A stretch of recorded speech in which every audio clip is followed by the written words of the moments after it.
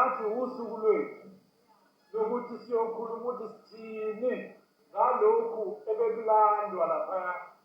Ngiswa eNingizimu Afrika ukuthi umuntu oyedwa asole ukuthi khona umhlengikazi. Athi uma esesolile aphenye yena futhi. Athi uma esephenyile yena futhi abuye ashushise. Athi uma eseshushisile abuye futhi abe imantsi noma yijaji. We demand the following. One, an immediate resignation by the President of South Africa, Mr. Cyril Ramaphosa. Two, the immediate arrest of those implicated by Lieutenant General Mkhwanazi.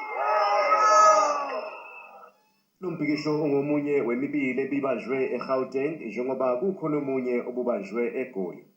I-MK Party ibibekele umengameli ihora lesishagalolunye namhlanje kuseni ukuba esule esikhundleni, kepha-ke umengameli wasishaya indiva lesi sicelo. Yini manje ezokwenziwa yi-MK Party njengoba umengameli engazange esule esikhundleni?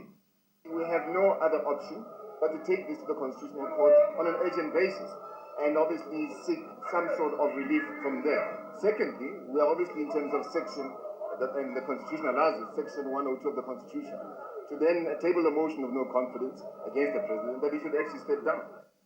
Tactics, to be quite honest. It cannot be we must go to these inquiries of commission. It's just a wasteful expenditure. He must make a decision. He must start probing him, start investigations. Ezi zinto zizovunyelwa ngugovernment uba mazenzeke siphi thina ezabahlali baseMzantsi Afrika. It means akukho justice for thina citizens zale country. Akucaci-ke ukuthi sizoqala in a very strange position of opposing literally everything that has got to do with the government. Everything that is before Parliament, including a budget that must be approved in order for them as MPs to be paid salaries. undlela uyayiphikisa